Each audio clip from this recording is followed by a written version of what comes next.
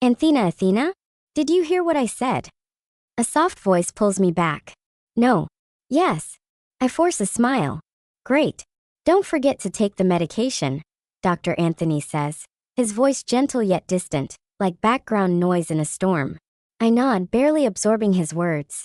I just want to get out of here. When I rushed in this morning, I thought I was having a heart attack. But apparently gas can mess you up just as badly. Who knew? I pick up my phone and dial my husband's number. Voicemail. Again. My stomach twists. That's not like him. The door swings open, and my heart jumps, only to sink just as fast. It's not Alex.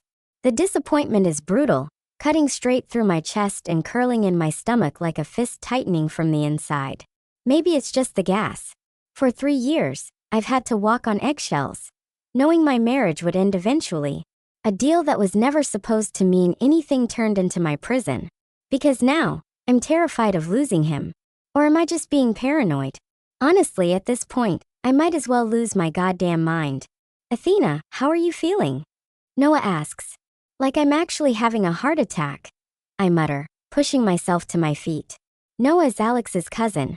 He's been a constant in my life since I married the man who sets my soul on fire. Like gaining a brother as a bonus. Has Alex called you back yet?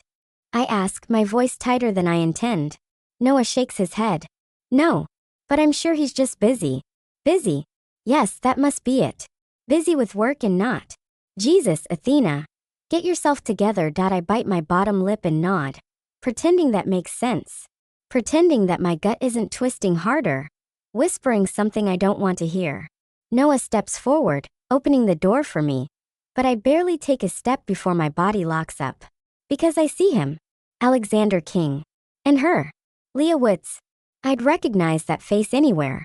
Perfect face, bleach blonde hair and green eyes to die for. Looking at her, I see why she is his first love.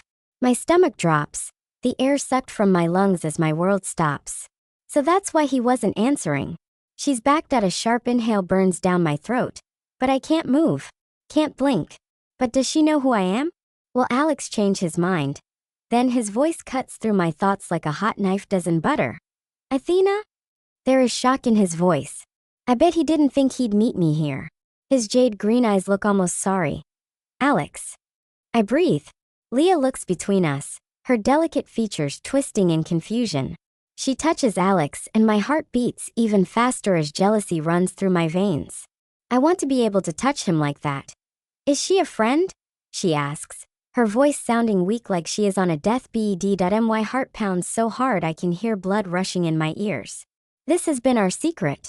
Now, it seems even the secret has a secret. Am I even making sense? I'll tell you about it later. Alex responds to Leah before turning to me. His tone is flat, like he's already dismissed me. Like I'm nothing. What are you doing here? Before I can get the words out, a loud scream cuts through the air. We all turn. Leah is on the ground. Tears streak down her face, full-blown sobbing, so dramatic it's almost shocking. The pain is back. Alex, please make it stop. She cries. Alex is already at her side, lifting her up, his voice urgent as he calls for help. I stand there, watching, too stunned to speak or move. Come on. Let's go, Noah says gently. I nod, but my feet remain glued to the ground, as heavy as lead. Is this it? Athena? Noah calls again, and I blink up at him before finally forcing myself to move, slowly walking out of the hospital. That night, I lay in bed, staring at my phone. I keep waiting for it to ring. For a message. For something. But there's nothing. Just silence. My body feels exhausted, but my mind won't shut off. I haven't taken my medication, because I don't want to fall asleep. I want to wait for my husband. The pain returns. I lie in bed and close my eyes, forcing myself to focus on the pain, and not the storm brewing. But every time I do, all I see is them. Alex and Leah. Together. I don't know when I finally drift off. But the next thing I know, I'm being shaken awake. I blink against the dim glow of the bedside lamp, my vision blurry from exhaustion. Alex stands over me, his face unreadable. What? My voice is hoarse, barely above a whisper. Alex, where have you been? Was it at the hospital? He doesn't answer. Instead, he presses something into my hands. A brown envelope. I sit up confused. My fingers tremble as I hold it. What's this? My voice is barely steady. Alex steps back, his expression cold. So different from the man I know. The man who, even if he didn't love me, was always kind. Where I was is none of your business, he says flatly. The words hit like a slap. I swallow down the sharp sting in my chest. Alex, his gaze is distant. Have you forgotten our deal? My breath catches. No. No that he takes a step closer, his voice devoid of warmth. Now that Leah is back. He exhales, as if this is just a formality, as if I don't matter. As if we didn't spend 3 years being happy. Let's get a divorce. The world tilts. Everything inside me shatters. My worst nightmare just came true. Athena. Stop staring at the envelope and sign the papers, Athena. Alex pushes, his voice devoid of any warmth. Tears well in my eyes. My hopes are shattered. I love this man so much. I thought you were happy, I whisper. But I guess I was wrong. Alex runs a hand through his hair, frustration evident in his chiseled features. Standing at 6'2" with incredibly perfect features and short blonde hair, he is effortlessly captivating. He has always been the love of my life. Something about his eyes, so green yet so intense, makes me wonder if he's even human. Let's not do this, Athena. You know we had a deal. Leah is back and her health is weak. I can't afford to stress her. I need to marry her. His words are clinical, as if I'm just another obstacle to be dealt with. What about me? My vision blurs with tears as my heart shatters. Yes, we had a deal, but did I mean so little to you that you can discard me like this? His face hardens. He's angry. You don't want to know the answer to that question. Trust me, he says coldly. Sign the fucking papers and I'll compensate you. Is it that hard? Yes. I want to scream. It's fucking hard because you'll be ripping my heart in two. But because I'm a coward, I shut up. Swallow the words and try to reduce the shaking of my hand. Swallowing hard, I grab the pen with trembling fingers, hovering over the divorce papers. I hesitate, and then his phone rings. Alex curses under his breath before answering. Mom. His expression shifts as he listens. Silence fills the room, thick and heavy. His jaw tightens, his fingers gripping the phone a little too hard. Whatever she's saying, he doesn't like it. But he doesn't have a choice either. Okay. He finally says, cutting the call. Slowly, he turns back to me. Those once soft green eyes now hard and unreadable. Who knew people could pretend for so long? Mom wants us at the gala dinner, he says, his voice tight. You can sign those papers later.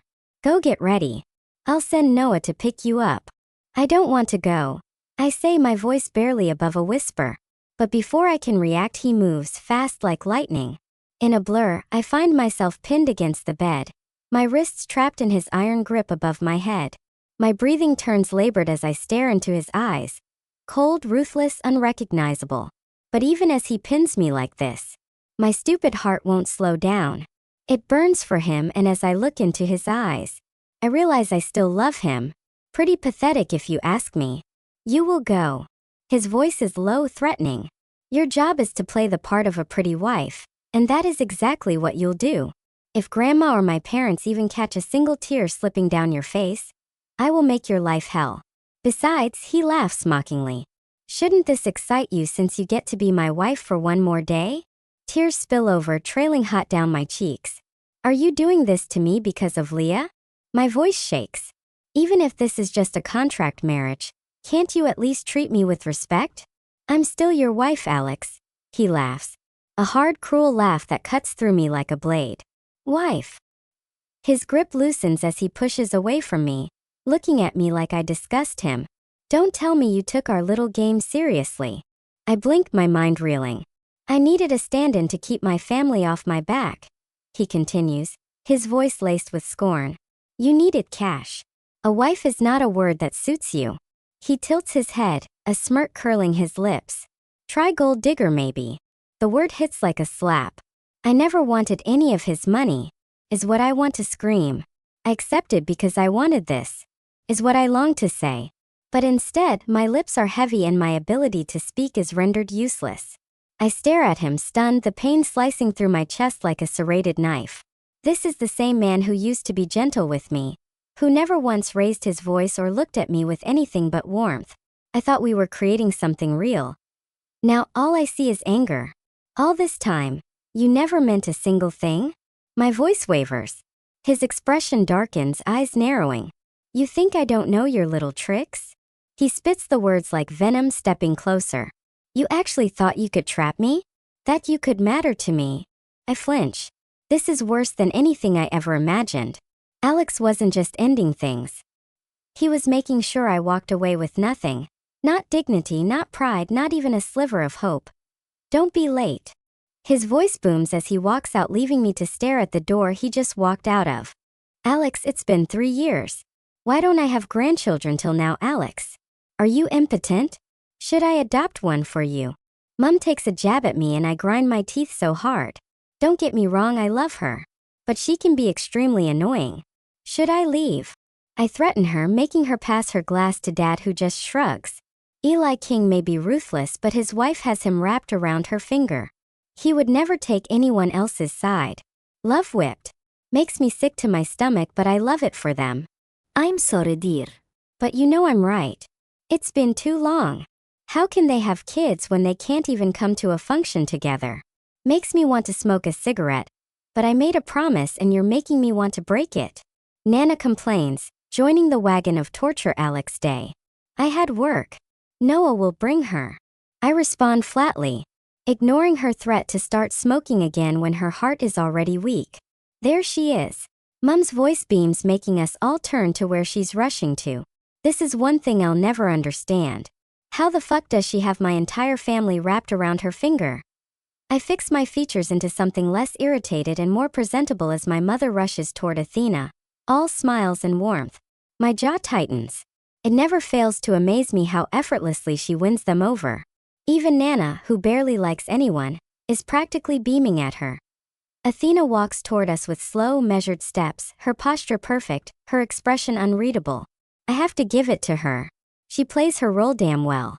It's a pity our marriage has been a secret. My family thinks it's because I want to protect Athena, but in truth, it's because I don't want any fuss when I marry Leah. She will be my wife. She's the only one who knows of my condition, and is still willing to stay by my side. I bet if Athena knew, she'd run for the hills. Leah will have to work hard to get on their good side. But that doesn't matter. She'll be my wife soon enough, and they'll have no choice but to accept her. Athena stops a few feet away, her gaze darting toward me briefly before looking at my mother, who pulls her into an eager embrace. There you are, dear. You look beautiful. My mother fusses, adjusting Athena's jet black hair as if she's truly her daughter. It makes my stomach turn.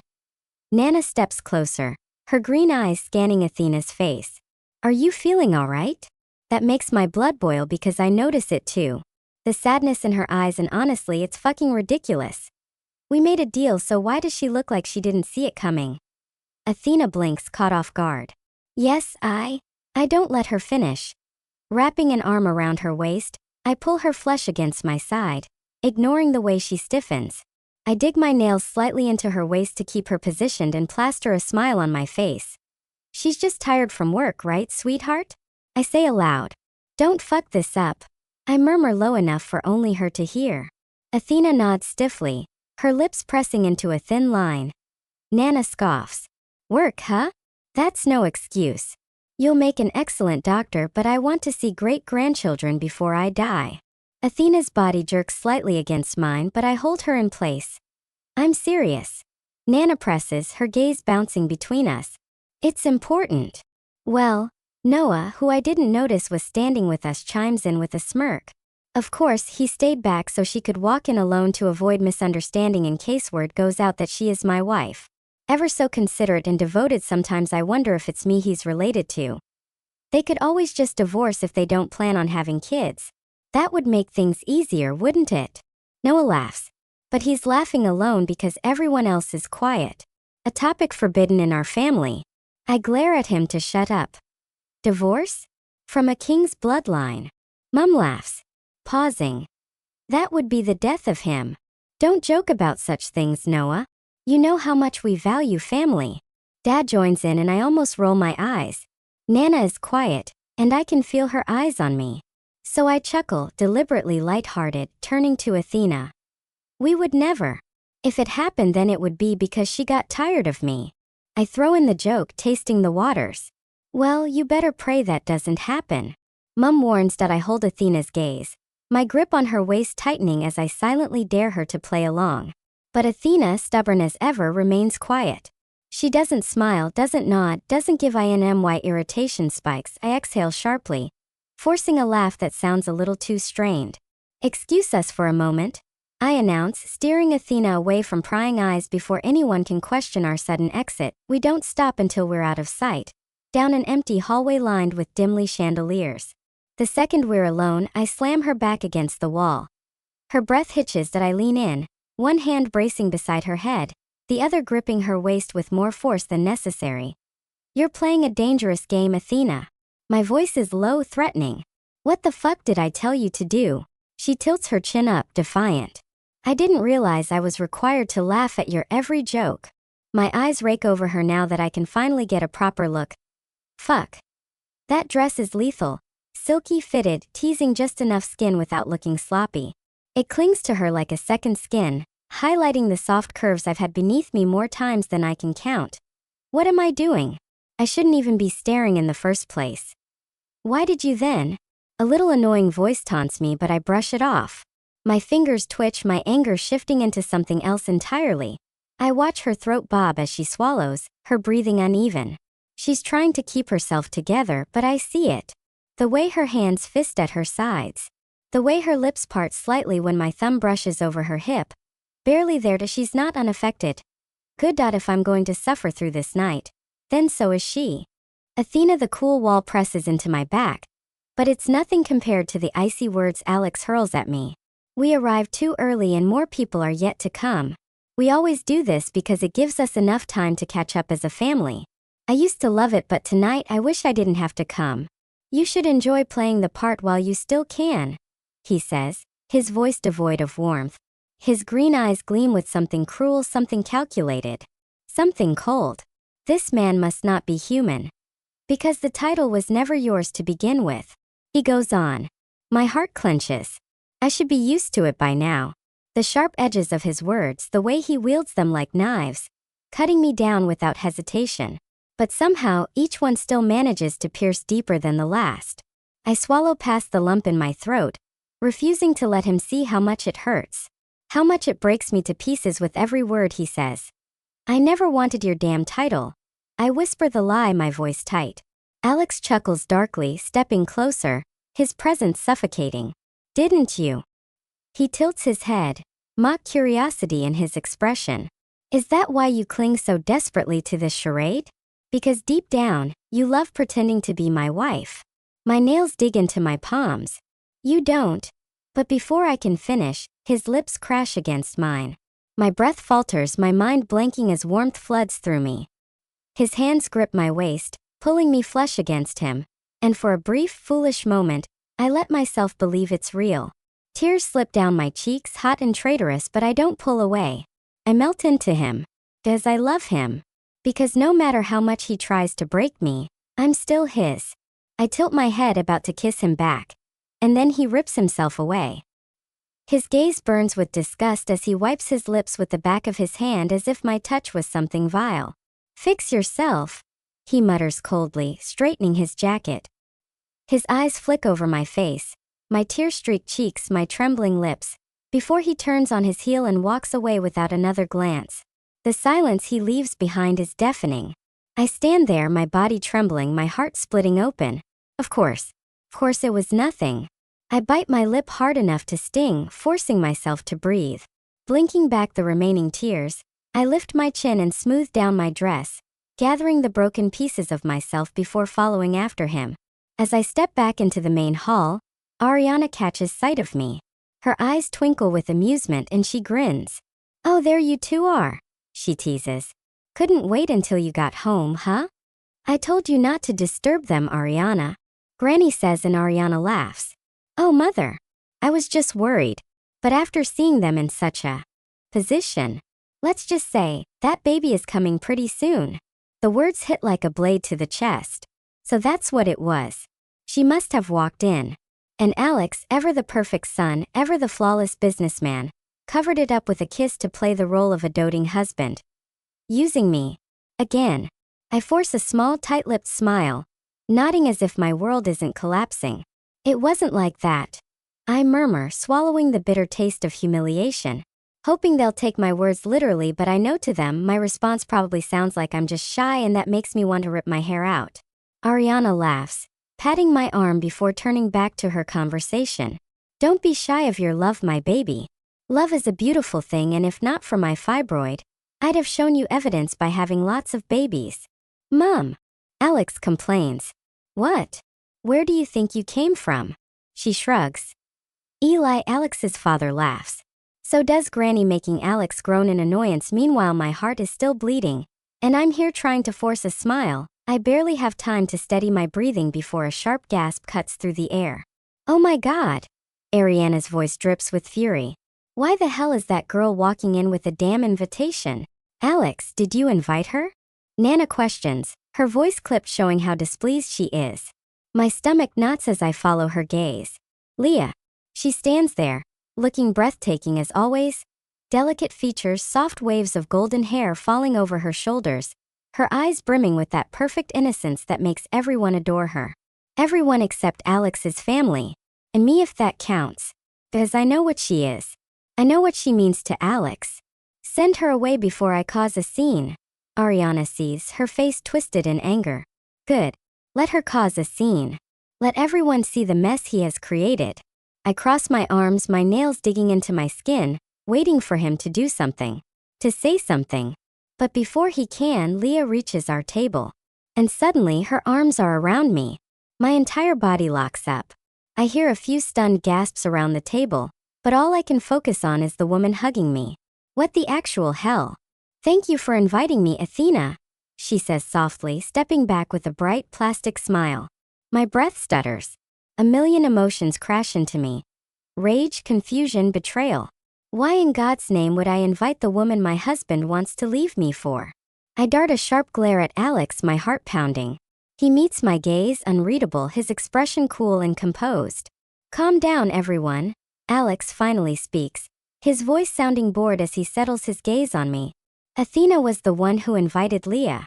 I think she agrees Leah will make a great addition to the Kings and Company new campaign. Over my dead body. Ariana spits, making Leah pause, and her eyes flicker in fear. My nails curl into fists. This man, this cruel, heartless bastard, really just stood there and made me look like an idiot. Not only did he bring her here, but he made it seem like I invited her.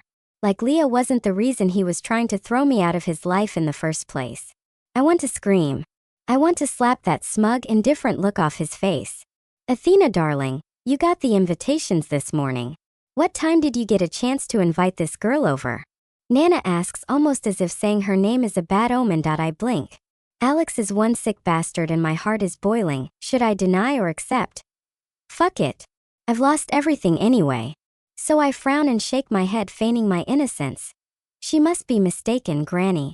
I didn't invite her. Etienne, have you ever been through hell? People have different versions of it. Mine is staring right at me with cold eyes and disgust that he could vomit me. And that's the most pathetic thing about me. Knowing all this, and still holding on to that sliver of hope. That maybe. I knew it. Sneaky little bitch, aren't you? Ariana taunts. She is her mother's daughter indeed. Gia adds. Leah stands there, like a damn wet cat. And that is annoying as hell. Seeing her pretend to be a damsel in distress pisses me off. Because I've seen her eyes when she looks at me. Trust me, I know a bitch when I see one. And Leah Woods sure is on the top of the mean table. Alex's voice slices through the tension like a blade. Like everyone else, is just noise he is trying to tune out. The guests have started arriving. His tone is calm and controlled. Like he didn't just throw me to the wolves. Let's not make a scene. We can discuss this later. He stands and grabs Leah by the hand and walks away. My mouth opens and closes, but no words come out. Someone should slap me. I need a reality check. Ariana looks ready to argue, her jaw tightening, but she holds back. Barely.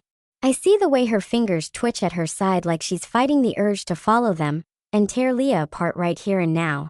She knows how to bide her time though. She always does. She's the most feared lawyer in Valmoria City after all. Fix your son before I fix him. She hisses to her husband. Athena, don't worry, sweetheart. We know how to deal with a vixen like her. We won't let history repeat itself, especially in my family. Right, history? Another factor is why I'm in this damn mess in the first place. So, apparently Leah's mother, Julian, was Mr. Wood's mistress who was married to an expecting wife. But after discovering her husband's extracurricular activities, she had a heart attack and died with the baby. Peter was shamelessly able to marry the cause of his wife's death. But thank God society is unforgiving and has shunned away the Woods. Everyone rises to greet the arriving guests, slipping into their masks of wealth and power. Smiling, laughing, pretending like there wasn't nearly a war at this very table. I do the same. Except, to the public, I'm not Alex's wife. I'm just a fortunate orphan who received a scholarship from the King's Foundation and happens to be at every event. Whispers would go on, but Alex would squeeze my hand and whisper, "Focus on me. What they think doesn't matter." And it made me fall for him even harder. How he changed overnight baffles me. Yes, the deal was to divorce after 3 years, but I thought that. Noah steps closer, his voice low, pulling me out of my thoughts. Are you okay? I force a small nod. Of course. You don't have to lie to me, Athena. You know that. His voice is soft, almost sympathetic, and I hate it. I turn and force a smile. Seriously, I am good. But my mind is elsewhere. Searching for the one person I can't see. Alexander King. Excuse me. I give him a small smile as I weave through the crowd. The hall is effortlessly captivating, and it has more people than I usually see at the events they host. Shouldn't Alex have pulled me aside to talk? I don't even know what I'm expecting. An apology? An explanation? Maybe to talk things over. The wind hits my face, and I pause to compose myself. I wrap my hands around myself as I walk toward the pool area and freeze. Not because of the cold, but because of what I see. My breath catches. Leah is in his arms. Her slim fingers clutch his jacket, her body trembling as she buries her face in his chest. Her shoulders shake, crying. Of course she's crying. I did call her bullshit out after all. Alex is holding her.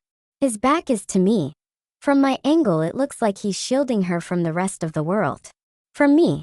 My heart shatters as the scene slaps me in the face when Leah notices me. She lifts her head, just enough to look at me. Tears glisten in her eyes, her lips trembling as she sobs into Alex's jacket. But then she smiles. A slow, cunning smile. A deliberate, taunting, victorious smile. I feel my heart shatter all over again. Alex's arms around her. Leah's tears soaked into his jacket. The way he doesn't push her away. I take a step back. Then another. The walls feel like they're closing in. I need air. I need to get out. But before I can disappear, before I can pull myself together, Leah's voice drifts through the air, soft and breathless. Alex, she whispers, just loud enough for me to hear. He responds, I love you.